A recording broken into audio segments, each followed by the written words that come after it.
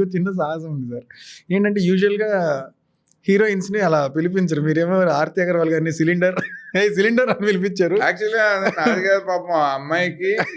అమ్మాయి అప్పుడు ఎందుకు ప్రాబ్లం వల్ల కొంచెం లావ్ అయిపోయింది. సెట్‌లో నడుస్తుంటే ఒక లైట్ మ్యాన్ అన్నాడు ఆయన. ఆహా!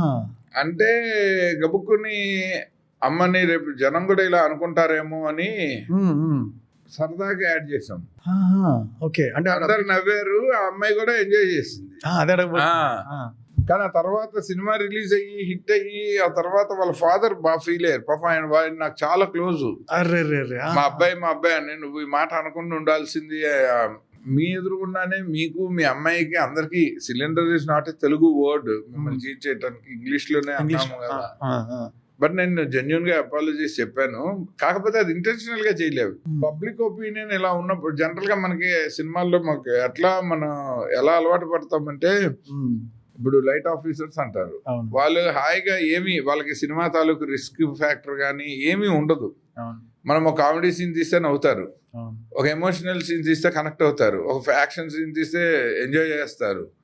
కానీ స్టిల్ వాళ్ళు అలా లైట్లు పట్టుకొని వాళ్ళ సినిమాని చూస్తూ ఉంటారు. ఫస్ట్ హ్యాండ్ ప్రేక్షకులు ఏమి ఇన్వాల్వ్మెంట్ లేకుండా. సో వాళ్ళ జడ్జిమెంట్ కి ఒక వాల్యూ ఇస్తుంది ఇండస్ట్రీ. ఎందుకంటే అది బీసీ సెంటర్లలో ఈ జడ్జిమెంట్ ఎక్కువ పే చేసిన సందర్భాలు ఉన్నాయి ఇండస్ట్రీలో. సో ఎప్పుడైతే అమ్మాయి అలా నడిచి వెళ్తుంటే అతను అన్నాడు, అది ప్రేక్షకాభిప్రాయంగా పరిగణించాను. మీరే విన్నారా డైరెక్ట్ గా? నేను స్ట్రైట్ గా విన్నాను. విని ఇది ఇంపార్ట్ చేద్దాం. అమ్మాయి మొదటి సినిమాకి చాలా బాగుండేది, ఇప్పుడు సిలిండర్ లా తయారైందని ఇంకోటి చెప్తున్నాడు.